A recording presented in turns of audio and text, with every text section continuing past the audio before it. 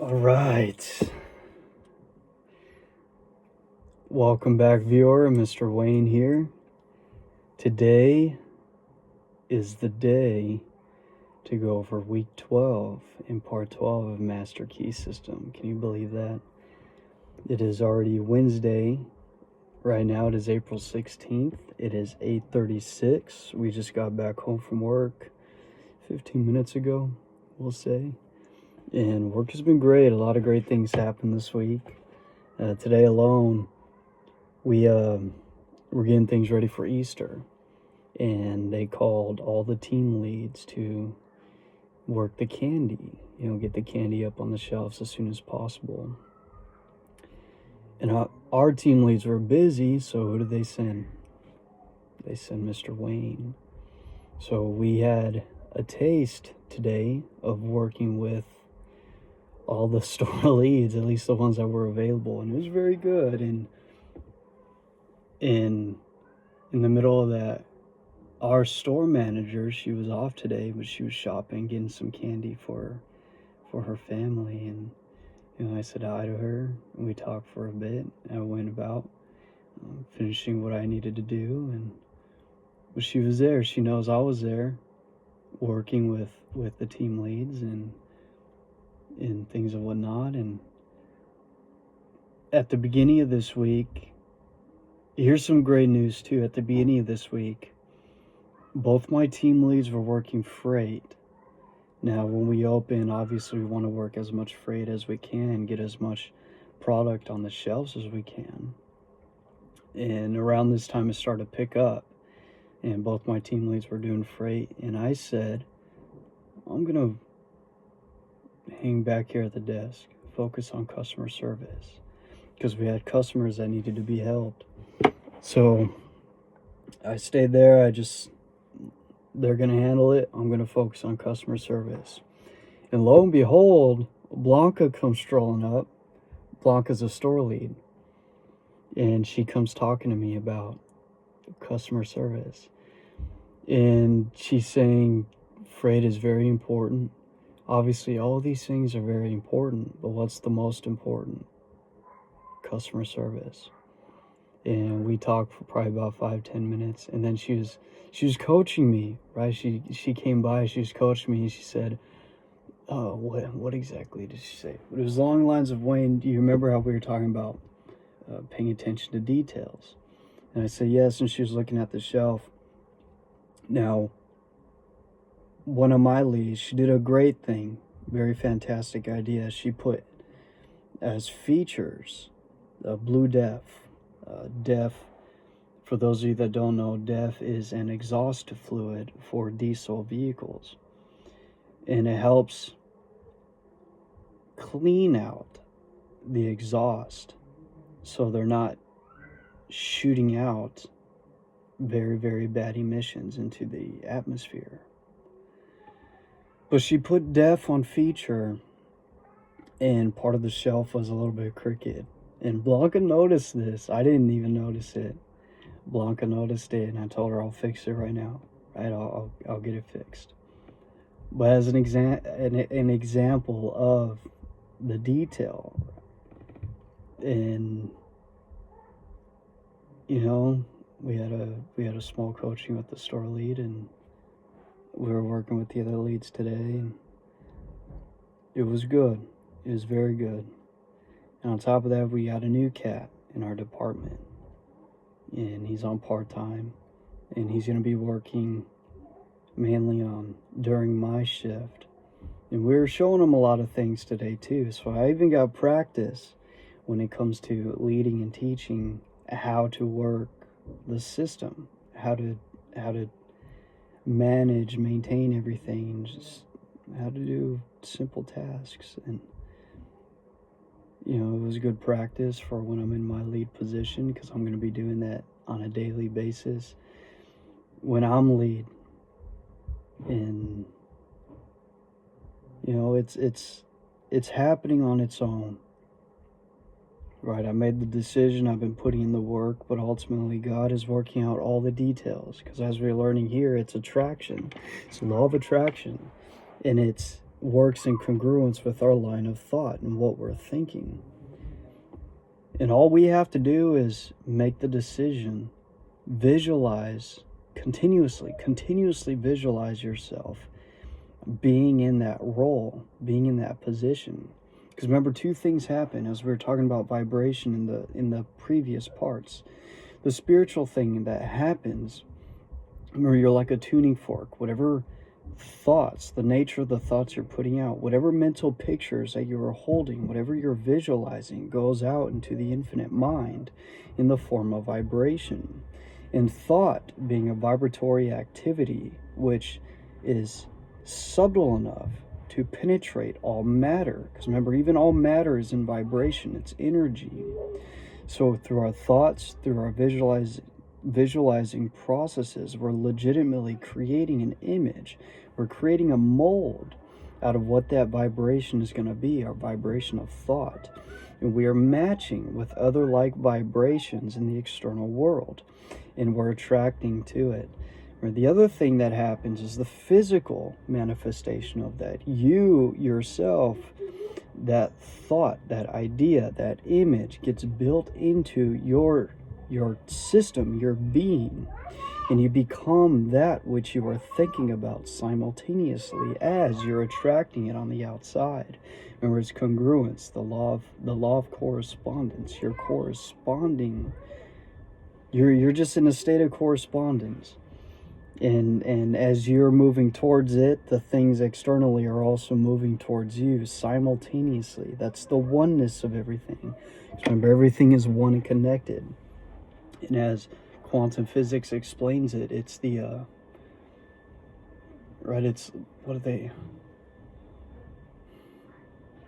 they call it, it's like a simulation, the holographic principle. But the holographic principle states the oneness of everything, that everything comes from one thing. And no matter how big or small something is, it could continue, like the pattern of what that thing is made of repeats within itself and from itself. It's a very powerful idea, very powerful concept. And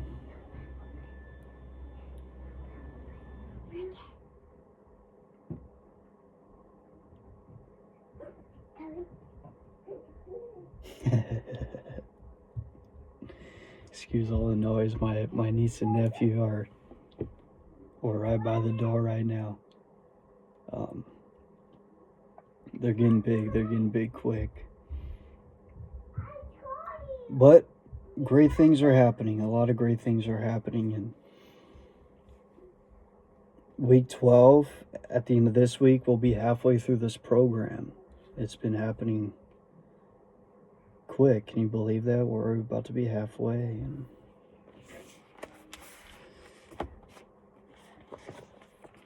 And even my experience doing this too, I feel more grounded. It's hard to explain. I feel like I'm being fixed mentally. Like practicing, doing these practices, doing my meditation, listening to the parts, sitting in silence and visualizing. I feel like my mind is being grounded and it's being fixed. It's hard to explain. You like the system teaches from the beginning, you have to experience it yourself to really grasp the truth of the information, because we can understand it intellectually. We can make sense of it intellectually, but to really grasp what it truly is, you have to experience it. You have to practice it.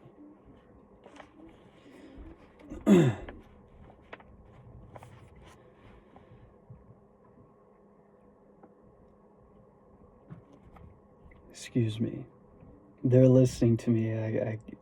I could hear them right here. They're whispering to themselves. It's a little bit distracting, but it's all good. We'll get through this. Okay, so starting part 12, we got the introduction. So part 12 is enclosed herewith. In the fourth paragraph, you will find the following statement, quote. You must first have the knowledge of your power, second, the courage to dare, third, the faith to do, end quote. If you concentrate upon the thoughts given, if you give them your entire attention, you will find a world of meaning in each sentence, and will attract to yourself other thoughts in harmony with them, and you will soon grasp the full significance of the vital knowledge upon which you are concentrating. Knowledge does not apply itself. We as individuals must make, the application. And the application consists in fertilizing the thought with a living purpose. The time and thought which most persons waste in aimless effort would accomplish wonders if properly directed with some special object in view. In order to do this, it is necessary to center your mental force upon a specific thought and hold it there to the exclusion of all other thoughts. If you have ever looked through the viewfinder on a video camera, you found that when the object was not in focus, the impression was indistinct and possibly blurred, but when the proper focus was obtained, the picture was clear and distinct. This illustrates the power of concentration. Unless you can concentrate upon the object which you have in view, you will have but a hazy, indifferent, vague, indistinct, and blurred outline of your ideal, and the results will be in accordance with your mental picture. Now, what he is saying here is that obviously we have to develop concentration, right? Our ability to create the clearest mental picture that we can and hold that image upon the conscious mind with the power of the will, right? Will and concentration go hand in hand, for concentration will be a power that the will have, because willpower is the very thing that's going to hold that image steadily in the forefront of the conscious mind. We have to have that power of concentration, and this system is giving us the ability and the tools we need to develop that mental power. Like he said in the beginning, our ability to, the degree in which we understand this information and apply it will be shown by the fruits of what we create, by the results that we get. Because this is again why it's so important to know exactly what it is that you want. Because when your ideal is grounded in certainty, when you're absolutely certain of the things which you desire to manifest, you will continuously concentrate and through willpower, hold that image upon the forefront of your mind because you want it, you desire it. It's something that you know that you want. Remember, it's firm demand, it's silent demand. Because if we're not 100% or if we're half-hearted about our desires, we will only achieve half-hearted results. Because first thing, we don't have as much desire. Obviously, we need desire to give feeling to the idea, feeling to the thought. But if we don't desire it also, we're not going to be thinking about it a lot, right? And we know that thinking about it and focusing on it is absolutely necessary when it comes to manifesting it. So that's the end of the introduction. Let's go ahead, let's get started. So part 12, there is no purpose in life that cannot be best accomplished through a scientific understanding of the creative power of thought. So he opened that part with, we can do anything with the proper understanding of the creative power of thought alone. Because when you understand what happens when you think, then you know you could do just about anything, because these laws are going to be working in accordance with your thought process, and you will become that simultaneously through your thought process. So he's saying when you understand this power of thought, you will see that there's nothing that you cannot accomplish. Now, this power to think is common to all. Man is because he thinks. Man's power to think is infinite. Consequently, his creative power is unlimited.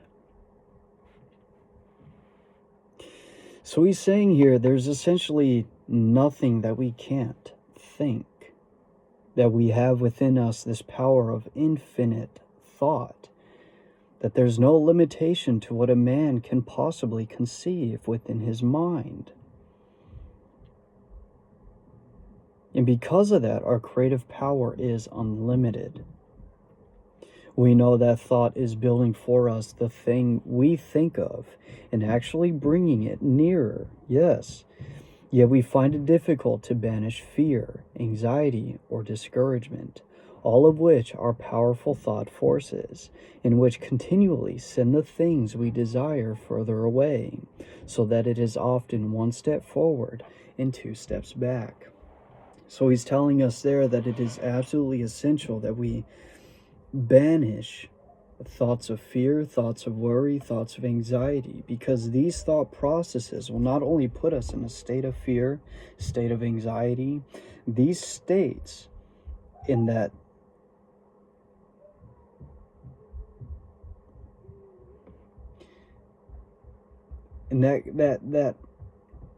mindset of anxiety pushes things away.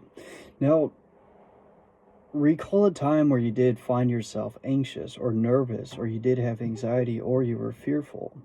Notice how whatever you're going towards, or who you were being during that process, during that time frame of that mental state you were in, right? It interfered with the way you were communicating with people. It interfered with how well you were doing your work. It interfered with your creative ability, because in a way it put a barrier towards what you could have created, what you could have done, right? That barrier could have been whoever you're communicating with. It could have created a barrier, and maybe you could have made a friend, or you could have come across an opportunity that you would have otherwise had, right? You would have otherwise had that opportunity if you weren't barred down internally by an anxiety or an anxious or fearful state. If you're open and letting your creative energy flow, your spirit to flow just freely, you never know what opportunity that could have opened up for you. Because essentially you're in the mindset of abundance, right? You're in the mindset of creation. And it's a higher vibratory state of mind, a state of thinking. And because of that higher state of thinking, you will be manifesting higher actions, a higher level of behavior. The only way to keep from going backward is to keep going forward. Eternal vigilance is the price of success. There are 3 steps, and each one is absolutely essential. You must first have the knowledge of your power, which we are going through right now. Second, the courage to dare. And third, the faith to do. So the courage to dare, you're daring to put these principles into practice. You're daring to move forward with courage towards whatever it is that you want to obtain.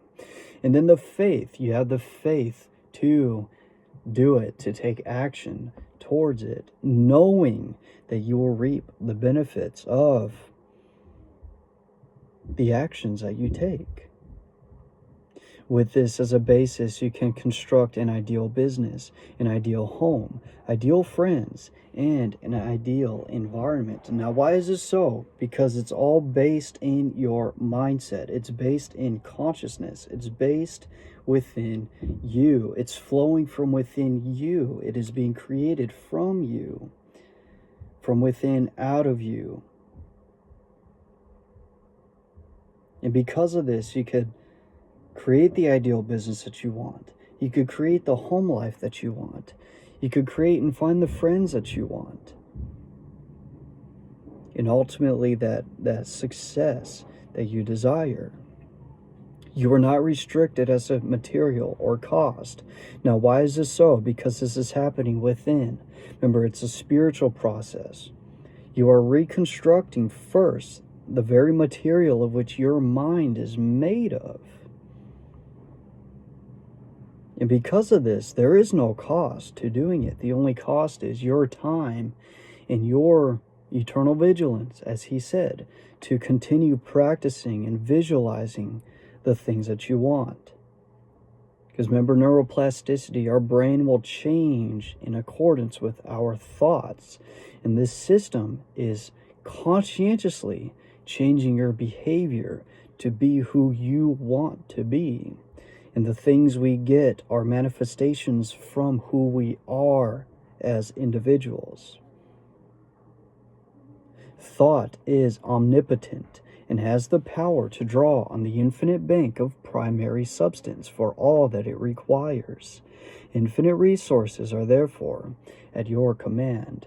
Now, this infinite bank of primary substance, he's talking about the quantum field, he's talking about the infinite mind, he's talking about the spirit of the universe, which permeates all space and is backed, it's the foundation of all matter. This primary substance is the foundation of every created thing.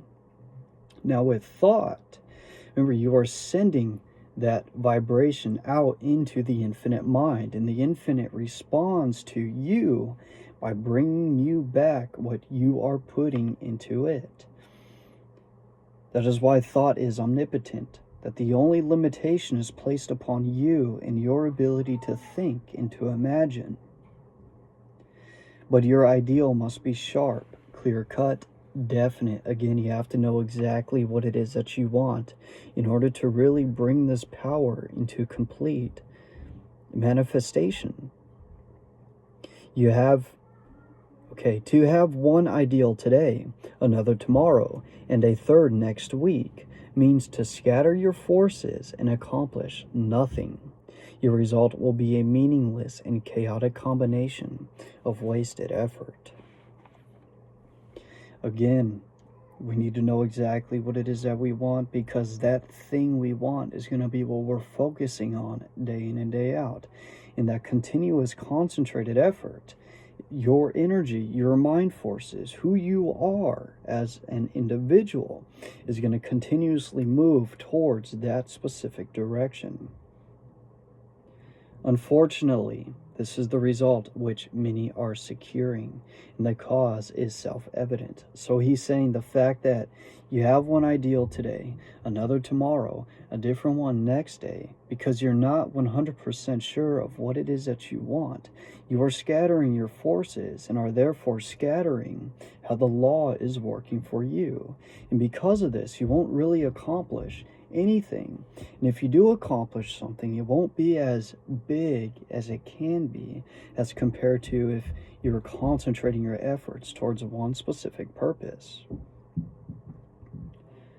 Now, remember the example he gave us in another lesson when he was talking about the sunlight and the magnifying glass. I think we're the one that brought that up. But anyway, the sunlight and the magnifying glass. We know if we take a sheet of paper and we have a magnifying glass and we focus that sunlight on that sheet of paper and we hold that focus there, then that paper is going to catch on fire because that light is being concentrated. Now, if you took that magnifying glass and you're just moving it around that sheet of paper, the sheet of paper is not going to catch on fire because you're scattering the heat, you're scattering the light around different portions of the paper. If a sculptor started out with a piece of marble and a chisel and changed his ideal every 15 minutes, what result could he expect? And why should you expect any different result in molding the greatest and most plastic of all substance, the only real substance? So he's saying to bring the law into working, to bring the law to work for you, you have to have a clear-cut image of what it is that you want. Because how can the infinite mind, how can God, how can the universe bring you the things necessary for you to fulfill that ideal if you're constantly changing your ideal every 15 minutes? It doesn't work that way. Because let's say, where you're thinking about doing one thing, the universe takes that up, starts moving things to you to bring it into manifestation. But then you're already moving towards something else the next day. Okay, now the universe is moving things to get you this other thing. And whatever you had going on prior, it's going to dissipate because it's not concentrated. Remember, this law of attraction, this great universal principle works. It works. It works. And it works best and to its fullest when you are concentrating, when you have one specific purpose. The result of this indecision and negative thought is often found in the loss of material wealth. Supposed independence, which required many years of toil and effort, suddenly disappears. It is often found then that money and property are not independence at all. On the contrary, the only independence is found to be a practical working knowledge of the creative power of thought. Now, that is a very interesting statement, too, because you hear stories, millionaires lose everything. And I remember hearing a story. A guy was sitting down with a buddy of his. His buddy was a millionaire, and his buddy lost everything. And he made some sort of a statement, and he was talking about how the buddy responded. And he was like, "What?" And he told him, like, I'm not broke. I'm not poor, right? Like, and he said, "I am money, right? I am wealth." So regardless of these seeming possessions that we have, whether you have it, whether you don't have it, whether you've gained it, whether you've lost it, it doesn't change what you have within you. And his statement was ultimately, I am money. So regardless if I lost it all, I'm going to make it all again because I've made it before. That's what he is saying here. He says the only independence anybody has is not in their possessions. Right? He's saying money and property are not independence at all. We may have these things, and it's great to have. But he's saying the real independence is found in a practical working knowledge of the creative power of thought. Because as this system is telling us, we must be the thing first in order to have it. And this man's response to whatever his buddy was, hey, I am wealth. I am money, right? He has the wealth consciousness, so to speak, and the necessary mindset to go out and attain it all again. So the only real independence is in the knowledge and knowing of the creative power of our thought process. Because as we're going over these laws, he's just going to attract everything he needs for the manifestation of that ideal regardless. This practical working method cannot come to you until you learn that the only real power which you have or can have is the power to adjust yourself to divine and unchangeable principles. Now again, an example of this principle and the principle of thought, it is just the nature of consciousness to become that which you think about most. It's a universal mental law that as humans, we become what we think about most of the time. Now, that's a universal law of the creative power of thought. It just is what it is. It's just like that. We didn't make it that way. The universal mind made it that way. Right? Like the law of gravity. I bring gravity up all the time. Gravity is a natural universal law. We didn't make gravity. It just is what it is. You cannot change the infinite, but you can come into an understanding of natural laws. The reward of this understanding is a conscious realization of your ability to adjust your thought faculties with the universal thought, which is omnipresent. Your ability to cooperate with this omnipotence will indicate the degree of success with which you meet. Now, we just brought this up in the beginning of this part. Excuse me, sorry. It's from my drink of the gods right? My creatine and my electrolytes. My apologies, viewer.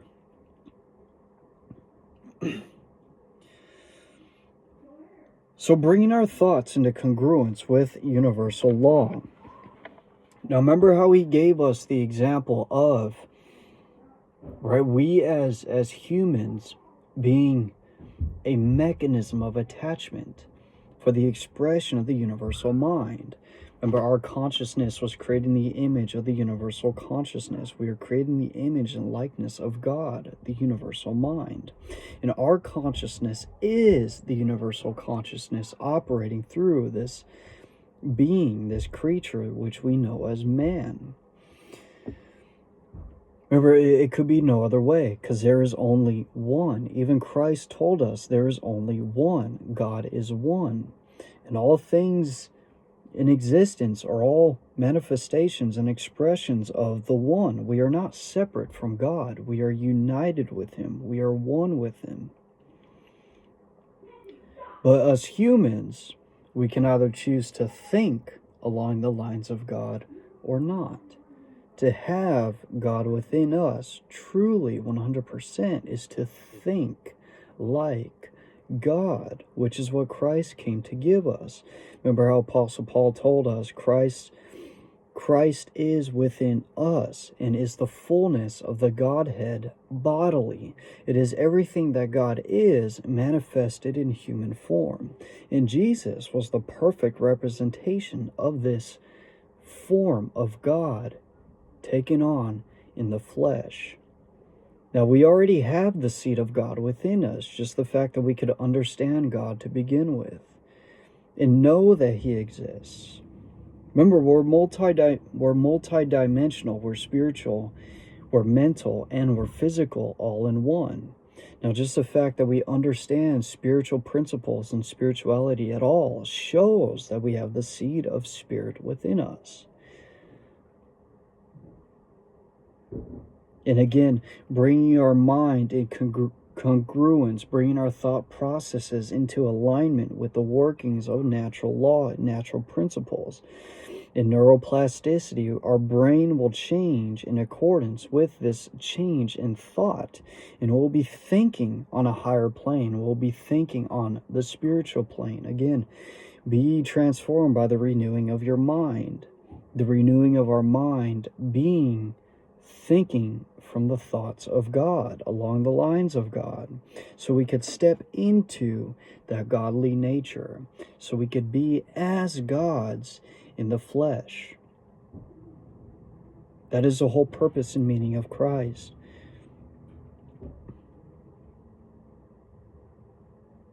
In that, what he gave us in the prior chapter, it was forming the circuit, right? We're forming the circuit within our brain to really truly manifest the powers of the infinite mind, the powers of God that are already dormant within us. So the power of thought has many counterfeits which are more or less fascinating, but the results are harmful instead of helpful. Of course, worry, fear, and all negative thoughts produce a crop after their kind. Those who harbor thoughts of this kind must inevitably reap what they have sown. So if you're thinking about things, if you're worrying about things, if you're fearful of things, if you have negative thoughts about things, these negative thoughts are going to manifest as an experience in your life. Now again, look at a time where you were thinking very negatively or thinking very critically, and then bad things just seem to start happening to you, right? Because you're attracting it, you're pulling it in. Now, as compared to you're in a great state of mind and you're thinking great thoughts and you're having a wonderful day, and then your day just keeps getting better and better, right? Because you're attracting that, you're putting that out and bringing it towards you simultaneously. And as Job said, the thing I feared has come upon me.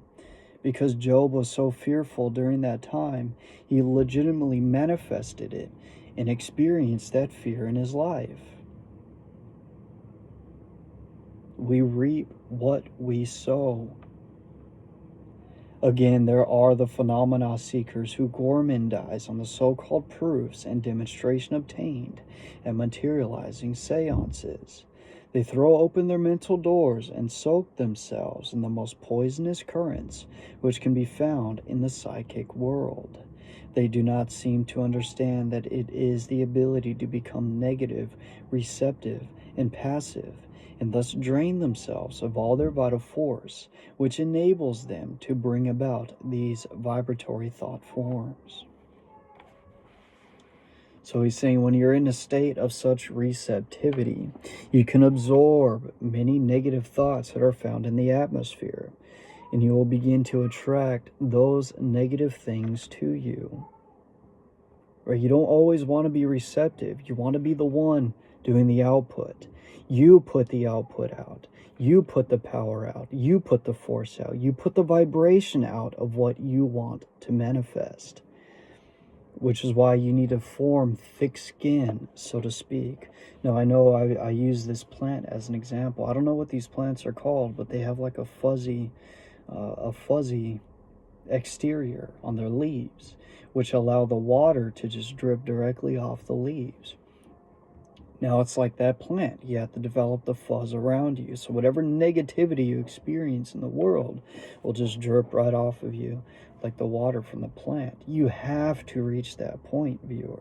You have to, regardless of what other people say, regardless of what other people think, because you'll notice if a person's in a negative mood and you don't allow them to get you in a negative mood, it's going to make them into an even more negative mood. But if you get induced by that and you get into a negative state, then you're going to start to attract negative things, and you don't want that.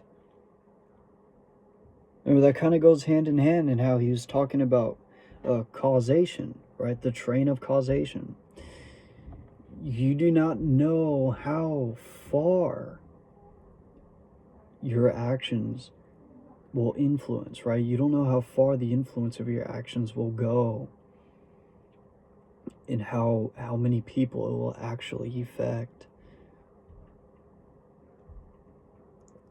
I'm only going to take a sip of that right now. There are also the Hindu worshippers who see in the materializing phenomena which are performed by the so-called adepts a source of power, forgetting or never seeming to realize that as soon as the will is withdrawn, the forms wither, and the vibratory forces of which they are composed vanish. Again, that is an example that even these Hindus, he's saying, whatever performances they may be able to put out, which may seem very spiritual or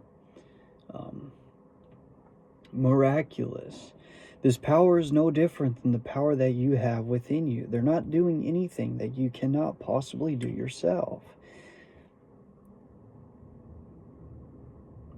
And he's even saying here, once they withdraw their concentration from it, the forms which create it begin to wither.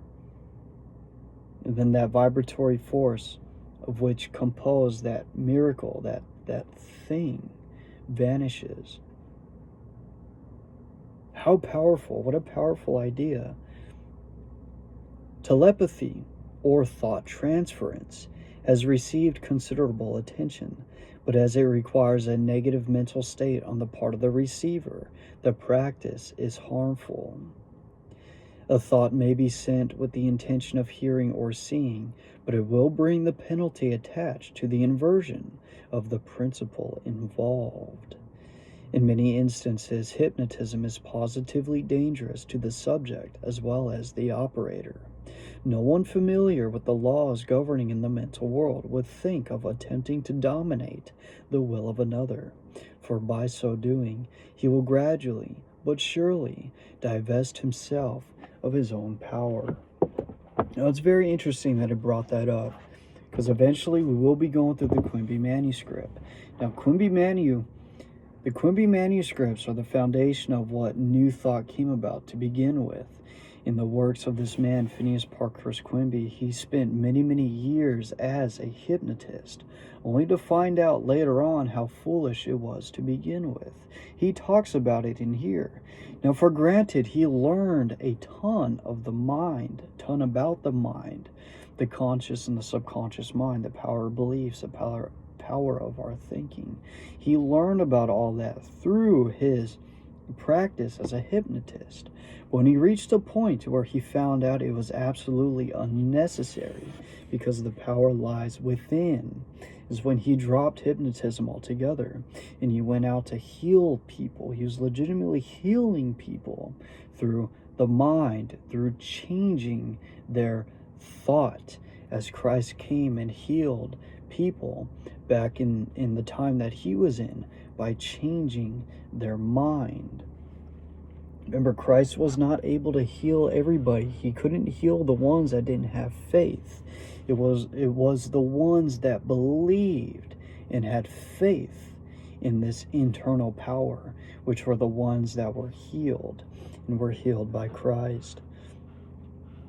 Remember that one man, I don't remember if he was a soldier, but that one man who came to Christ and asked for prayer or for him to heal somebody, and Christ's response was, because of your faith, it is done, right? It is done because of your faith.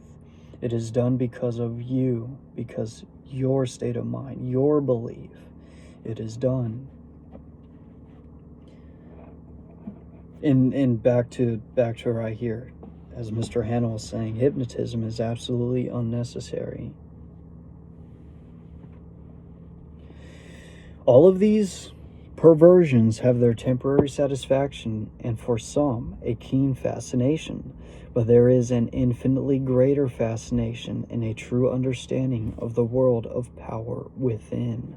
A power which increases with use, is permanent instead of fleeting, which not only is potent as a remedial agency to bring about the remedy for past error or results of wrong thinking, but is a prophylactic agency protecting us from all manner and form of danger, and finally is an actual creative force with which we can build new conditions and new environment. So he's saying, by understanding this internal world and the power of our thinking, we could remedy the mistakes of our past. We could correct past errors that we made. He's saying that it is a prophylactic agency protecting us. Prophylactic. Let's look that up really quick. Sounds like a continuously working.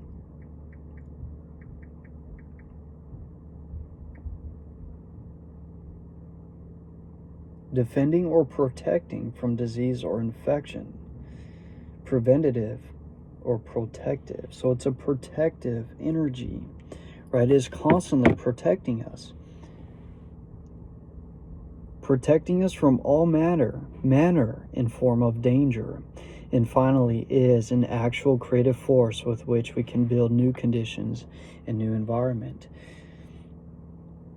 So he's saying this creative power of thought alone will correct the errors of the mistakes we made in the past. It'll protect us from dangers from our present and from the future. And it'll also move us towards creating a better future for ourselves. The law is that thought will correlate with its object and bring forth in the material world the correspondence of the thing thought or produced in the mental world. Back to the saying by Christ, we reap what we sow. So we are sowing the seed in the infinite mind of what it is that we want. And that thought will germinate, it'll gestate, it'll come into fruition. Right? Because our thought is correlating with that ideal which exists in the infinite mind. We then discern the absolute necessity of seeing that every thought has the inherent germ of truth, in order that the law of growth will bring into manifestation good, for good alone can confer any permanent power. The principle which gives the thought the dynamic power to correlate with its object, and therefore to master every adverse human experience, is the law of attraction, which is another name for love. This is an eternal and fundamental principle, inherent in all things, in every system of philosophy, in every religion, and in every science. There is no getting away from the law of love. It is feeling that imparts vitality to thought. Feeling is desire, and desire is love. Thought impregnated with love becomes invincible. Now, as Christ said too, love is the force of all things, that God is love. And we know that even for subatomic particles, that these particles have an affinity for each other. These molecules of which we are composed of have an affinity for each other. Because of that affinity, they work together to bring something greater. So essentially, we as physical beings, we know that our cells are intelligent and they're all working with each other. They're working with each other through the force of love. Very powerful.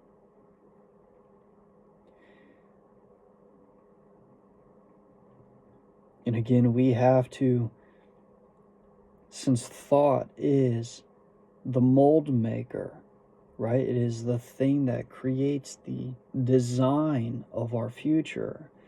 Desire, the force of love, is the real power behind the thought that gives it life.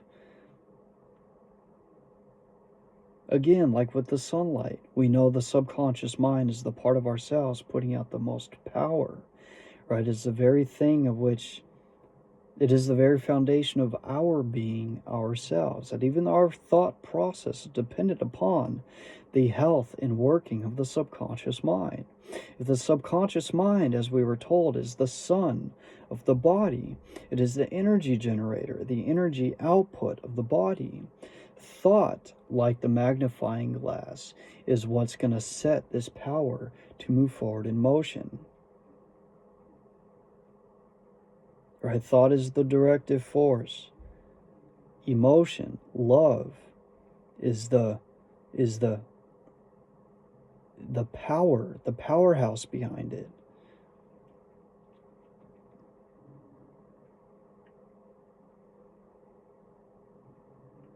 We find this truth emphasized wherever the power of thought is understood. The universal mind is not only intelligence, but it is substance. And this substance is the attractive force which brings electrons together by the law of attraction, so that they form atoms. We were just talking about this. The atoms, in turn, are brought together by the same law and form molecules. Molecules take objective forms. And so we find that the law of love is the creative force behind every manifestation, not only of atoms, but of worlds, of the universe, of everything of which the imagination can form any conception.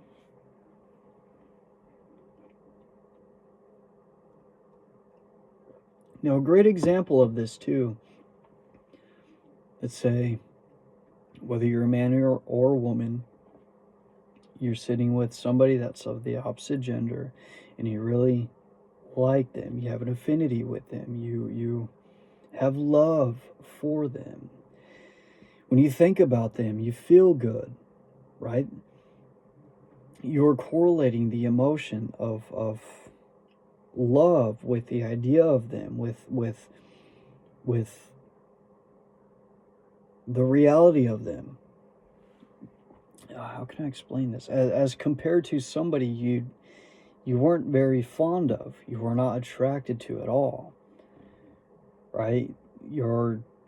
What you create with the person you have high emotions for is going to be way better than what you create with somebody that you have no emotion for.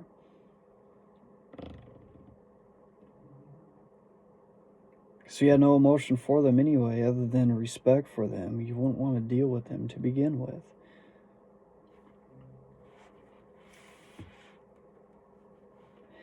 It is the operation of this marvelous law of attraction which has caused men in all ages and all times to believe that there must be some personal being who responded to their petitions and desires and manipulated events in order to comply with their requirements. So he's saying it's the law of attraction that's been responsible for everything. You say, right, you pray to God for something. Obviously, God is hearing you. This infinite mind hears all things. It knows all things. And when you ask for something, even when you're asking for something, you have an image of what it is that you're asking for. You're thinking about the thing that you are asking for. And notice the things that you ask for with greater desire over others, the things you have greater desire behind, comes into fruition quicker than the ones you don't have great desire for. And even if it did come into fruition, you wouldn't have much of an incentive to act upon it. So he's saying this law of attraction is the reality of what all the workings of God has done for people. That even the stories of men, the men of old age in the Bible, even the stories that they share are all examples of the law in motion, of the law working in their lives, in their use of the law to bring about their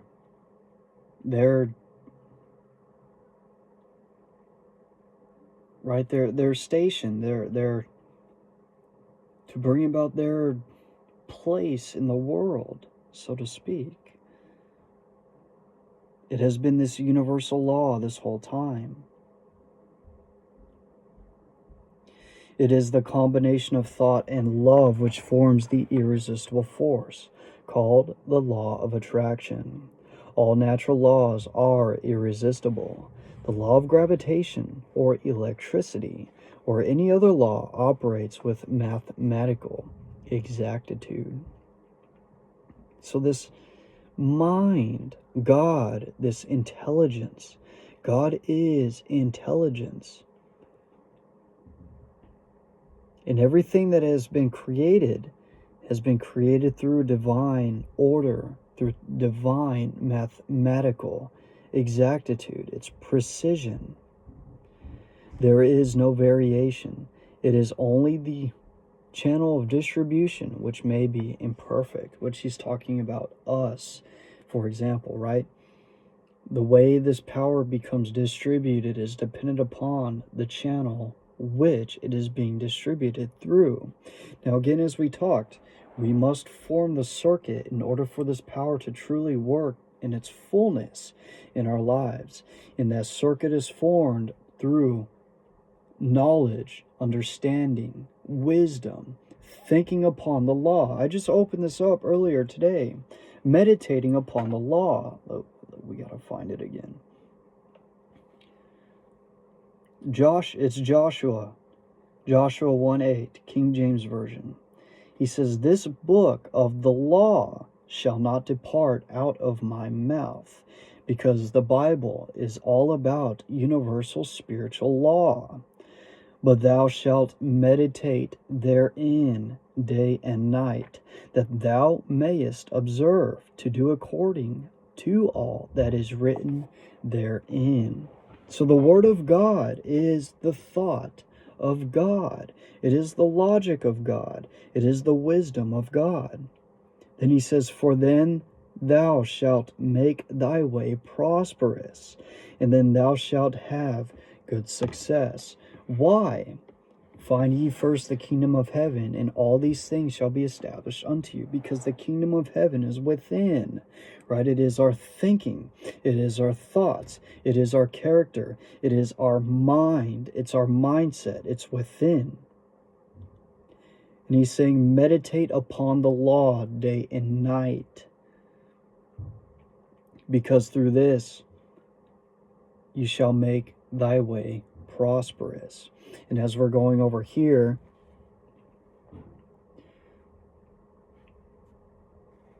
right, making thy way prosperous through the combination of thought and love, This forms the irresistible force called the law of attraction.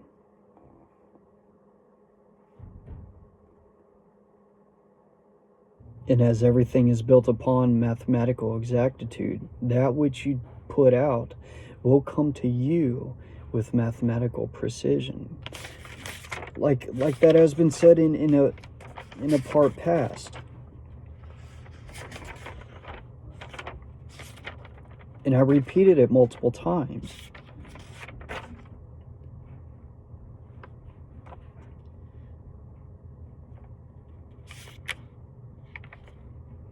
The vision always proceeds and itself determines the realization. It was the end of one part. Right here. He says, when any object or purpose is clearly held in thought, its precipitation in tangible and visible form is merely a question of time, because the law will work in congruence with the mental picture that we have within our mind. And obviously that mental picture which we are holding habitually, right, most of the time. There is another one by Proverbs I want to share with you really quick. When Solomon talks about vision, and he says, a man without vision shall perish.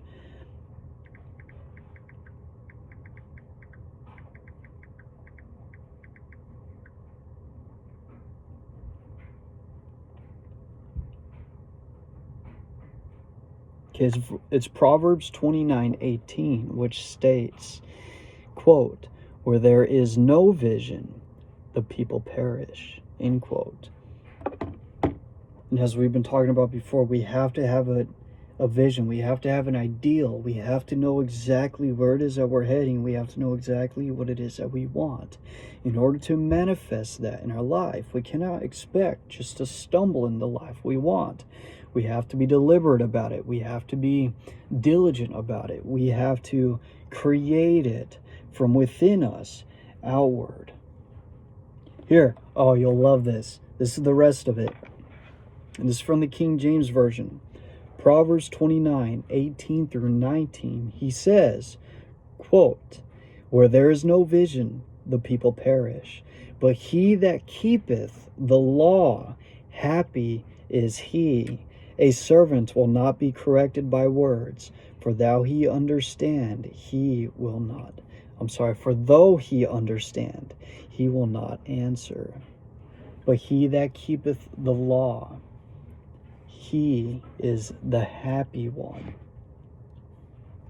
Now this goes back to the story we were talking about. Even though that man may have lost everything, he was not barred or bothered by it. For his response was what? I am wealthy. I am money. All of this is going to come back to me. Why am I going to worry about it or fret about it when I could easily obtain it again, when I already have before? Right? We get who we are. We get what we are. What we are is dependent upon how we think and how we feel on a continuous basis. And the goal is to program our own subconscious mind to think and feel a certain way on a habitual basis. And we do that by the action of concentrating the conscious mind, visualizing with the conscious mind, using the power of concentration and will to focus those forces to move in that direction. Because again, remember, these things become a habit. These ways of being, these ways of thinking will become habits, and we will just be it. We'll be it automatically, right? It's effortless power. You want to get to the point where you're manifesting things effortlessly because they're just who you are. That's the goal. Let's continue.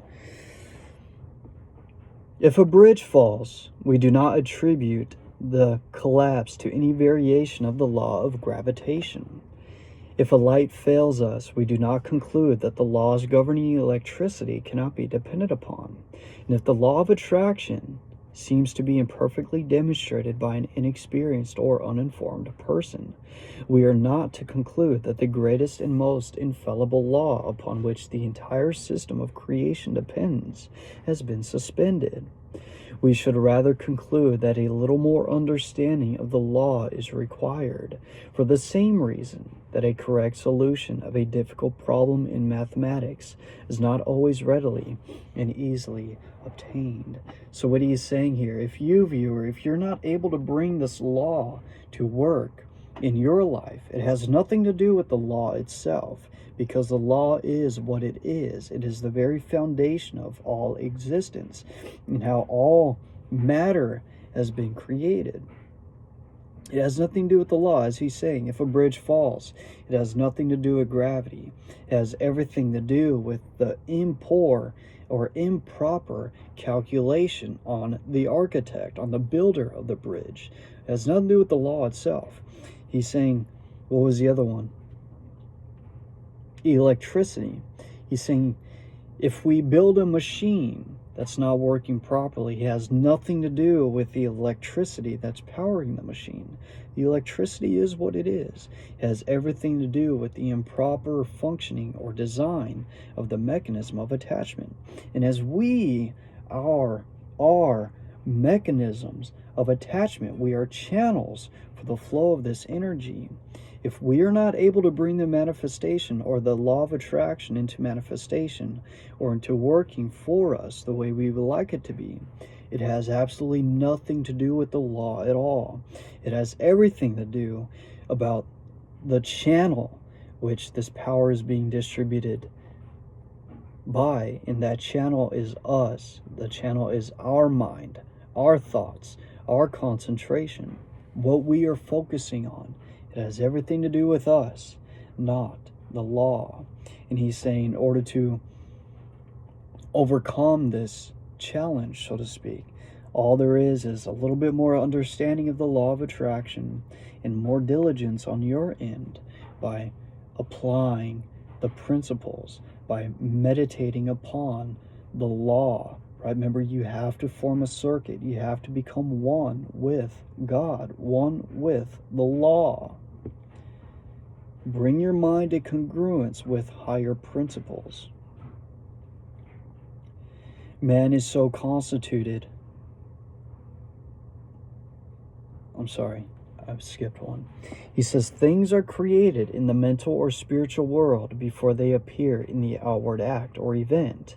By the simple process of governing our thought forces today, we help create the events which will come into our lives in the future, perhaps even tomorrow. Educated desire is the most potent means of bringing into action the law of attraction. Now, educated desire, that is a very powerful way of putting it and stating it.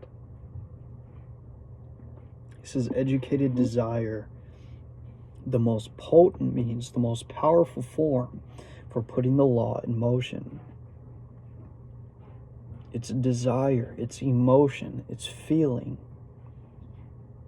And that is a huge problem with what's happening with the world today too, because people are afraid of feeling emotions. People are afraid of getting close to anybody or allowing anybody in. I know, because I spent years with a barrier. I still only choose which people I allow in and which I don't. But ultimately, I'm not as guarded off from the world as I used to be. Now, a lot of that is because this world can be very painful. There's a lot of pain in the world that we live in. And the stress of making it, right? The stress of just being alive and living in this world is enough, on top of dealing with people that will give you stress deliberately by themselves. Right? So obviously there's some level of guard that needs to be up. But like we were saying earlier, we have to get to the point where it just doesn't bother us. We cannot be bothered from it. Being okay with, hey, you don't have to have your guard up so much, but also being like that plant, right? Tough skin, not letting things bother us, because it's our thoughts, right? You have to be mindful of what you're focusing on most of the time. and look at it as, okay, I'm thinking this way. Are these things that I want to manifest? Literally, like that. It gets down to that. Is this something I want to see in a material form? Do I want to experience something that's going to make me feel this way? No, you don't. Okay. Man is so constituted that he must first create the tools or implements by which he gains the power to think. The mind cannot comprehend an entirely new idea until a corresponding vibratory brain cell has been prepared to receive it. This explains why it is so difficult for us to receive or appreciate an entirely new idea. We have no brain cell capable of receiving it. We are therefore incredulous. We do not believe it. Now, obviously, in these terms, he's talking about an idea, right? Something like what's being presented here. Not a lot of people are going to understand what we're talking about in the Master Key.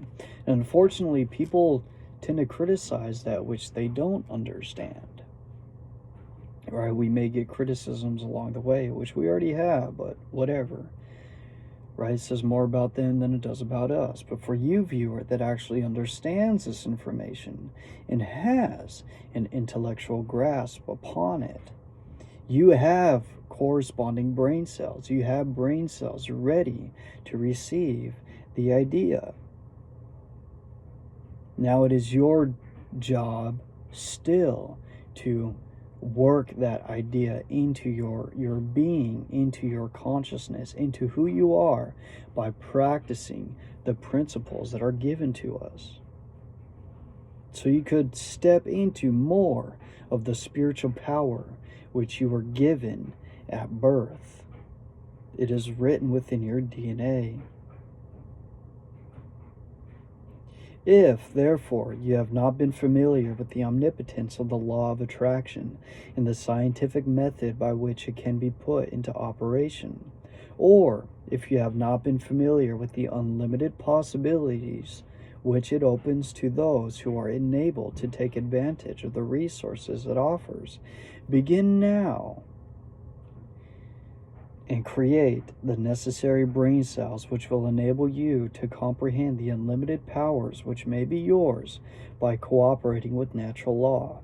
This is done by concentration or attention. So for you, a great thing you can do initially is to continue listening to this chapter, listening to these parts, listening to this book, and be open to how you start to experience the things in your life. Be open to things happening around you, right? You meet somebody, you think of now I actually had a coworker this happened to. He was thinking about a dog which he had in the past. His dog's name was Shorty. And when I was talking to him the other day, that man ended up being in the store with his dog, and he was talking about how much he loved that dog. And he was talking about that dog's name is also Shorty. And I actually asked him, because I was thinking about, right, the law. And I asked him if he was thinking about his dog Shorty prior to running into this man with his dog named Shorty. And you know what he said? He said he was, right, just a few weeks before, a few days prior, a little bit of time before. He said he seen a picture, and he was thinking about Shorty. And after he's seen that picture, he comes across this man, and he's aware of these vibratory forces. We're actually talking a little bit upon the law of attraction. And I don't remember exactly how the conversation went 100% after that, because we were talking about manifestation. I don't know if I said you manifested that, or if he said, right? Because he's aware that we can vibrate things within our life. Or we'd be surprised in how many people are open to this information and how it corresponds with the Word of God and how we were taught by Christ and through Christ. And how many people are actually using this information to manifest the things that they want in their life.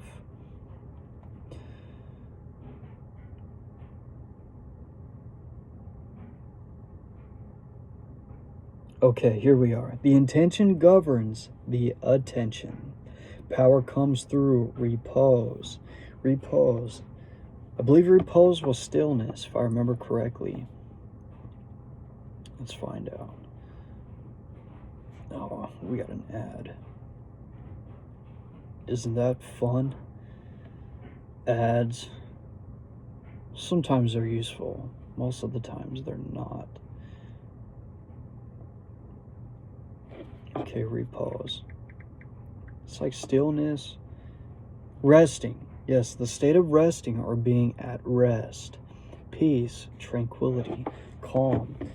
Power comes through calmness. Power comes through repose. It comes to being in the silence, being still. It is by concentration that deep thoughts, wise speech, and all forces of high potentiality are accomplished. It is in the silence that you get into touch with the omnipotent power of the subconscious mind, from which all power is evolved. He who desires wisdom, power, or permanent success of any kind will find it only within. It is an unfoldment. Now remember how he mentioned in the past, or in a prior part, when he was talking about growth. Excuse me. He says a law of growth. We grow into it, for the thought itself is the seed that gets planted into the soil of the subconscious mind. But through the concentration of that thought, you are continually planting the seed. You're continuously watering the seed. You're giving emotion. You're giving sunlight to the seed, and that seed begins to grow, begins to germinate as your character, as your habitual way of thinking, right? It unfolds from within us, outside of us, through who we are as individuals, right? We will only find it within. So if we desire wisdom, power, or permanent success of any kind, we have to find it within us. And what does that mean? Remember, it's in consciousness. We have to form the image. We have to think upon it. The unthinking may conclude that the silence is very simple and easily attained, but it should be remembered that only in absolute silence may one come into contact with divinity itself, may learn of the unchangeable law, and open for himself the channels by which persistent practice and concentration lead to perfection. Now, the silence is not easy. It is not easy moving into the silence. Remember, the first 5-6 parts, the first quarter of this entire program was clearing our subconscious mind of old negative patterns. Remember how I remember it was in part 2 when he has us start to begin to steal the mind, right? After we secure control over the body, we have to secure control over the mind. And the whole purpose of that was for us to see how many thoughts that we are just thinking automatically that have nothing to do with our real purpose, that have nothing to do with what we were trying to accomplish. We're thinking of what we've watched prior, or if we're hungry, or what we're thinking about food, or this, that, what happened earlier in the day, what somebody said at some point in the day, some experience that happened at some point in the day. You're thinking about all these things. The purpose of the beginning of the program is to not think about those things at all, right? It's okay and it's important to reflect upon things. Obviously, if we have an experience, we want to reflect upon it. But for the most part, if you have a song in your head, if you're thinking about things that just do not matter, that's the part.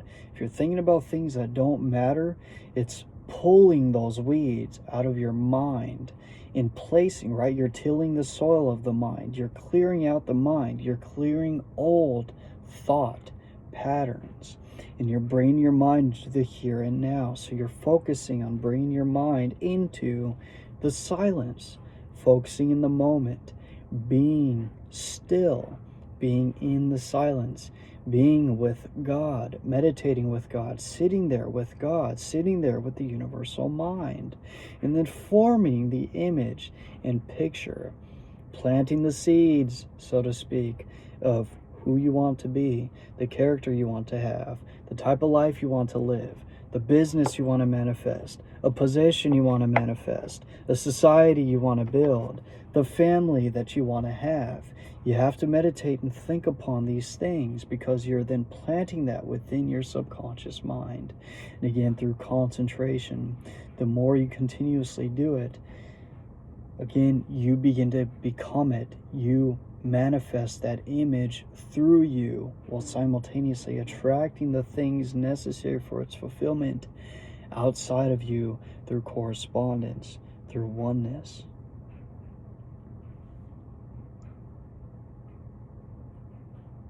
Wow. What a trip.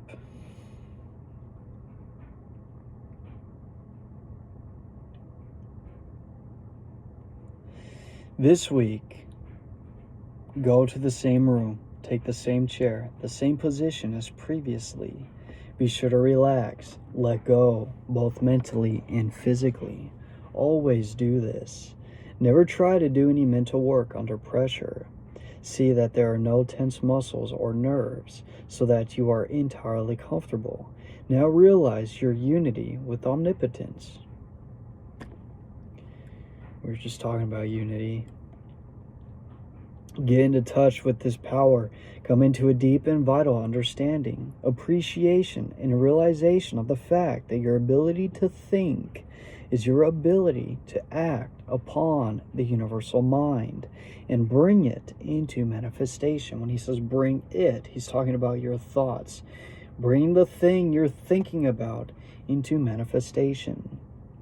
Realize that it will meet any and every requirement, that you have exactly the same potential ability which any individual ever did have or ever will have, because each is but an expression or manifestation of the one.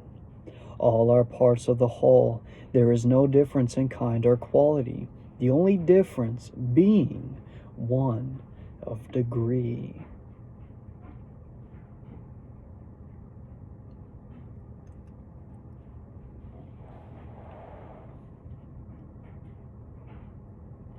I'm going to look something up really quick. So he was talking about Christ. For Christ did say we can do all the things that he does, right, if we listen and understand. For if we couldn't, why would he say to begin with? And why would Apostle Paul even say that Christ is within us? Paul is saying Christ is inside of everybody, not just in Christ, inside of all of us.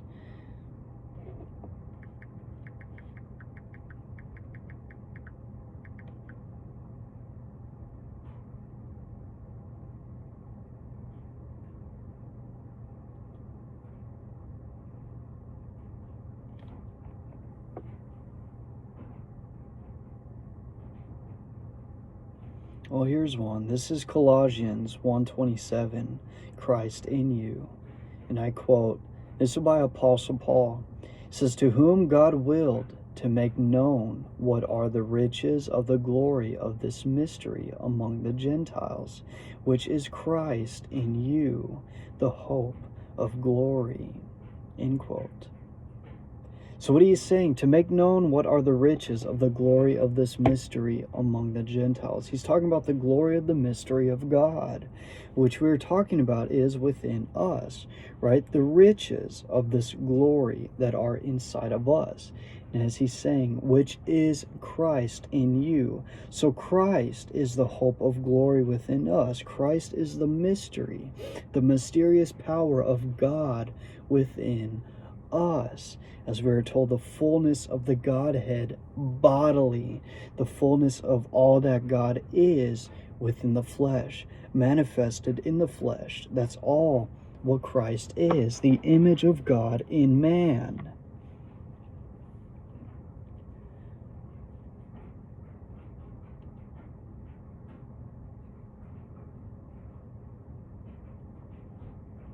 So everything that's here, every single thing we're going through in this system, yes, it is expressed in newer terms, more scientific terms, But all this is exactly what Christ taught.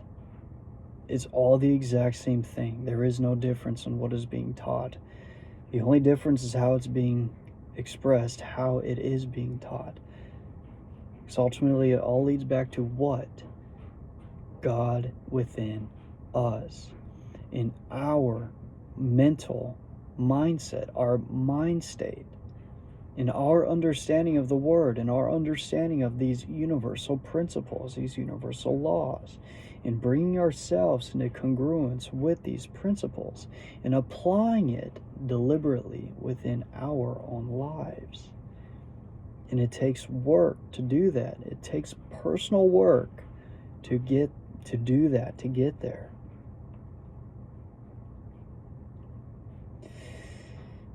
Now, that is the end of this part. We're going to end with this quote by Wilson. Now, Wilson says, and I quote, he says, "Thought cannot conceive of anything that may not be brought into expression. He who first uttered it may be only the suggester, but the doer will appear." End quote.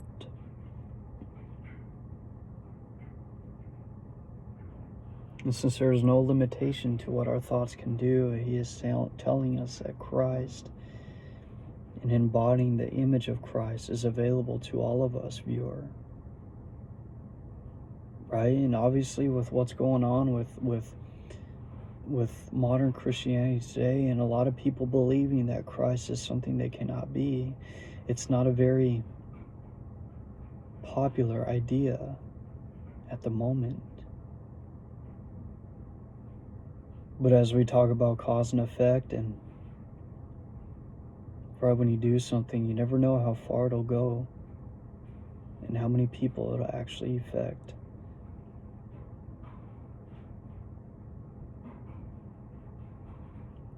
I gotta go through the Bible, all of it. I have to know it as well as a pastor, if not better than a pastor, especially with New Thought. If all this is a scientific interpretation of everything and how we're attaching what we're learning through science, and even attaching that to the realities of what Christ gave us. Remember how Abel Allen tells us, new thought is the old thought. It's the exact same thing. The difference is just how it's stated, how it's expressed.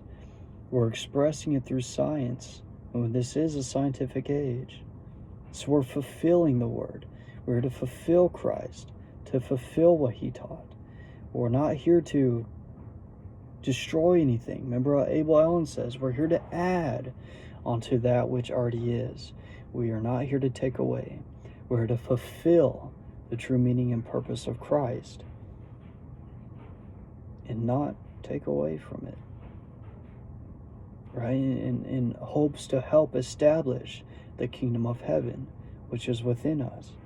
And we know love being the force of everything, as that one man's vision of the future was. I don't remember who it was. See, this is what I mean. Like, I need to know these things.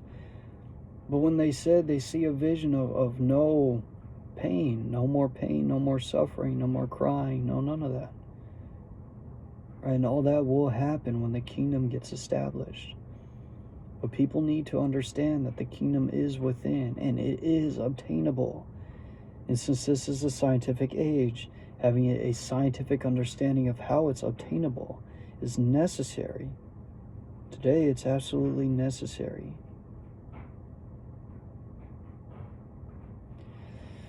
So that being said, we have our meditation to do and our week to get through. Like I said, this is by next Wednesday, we're going to be halfway through the program. Amazing. This is phenomenal. This is great.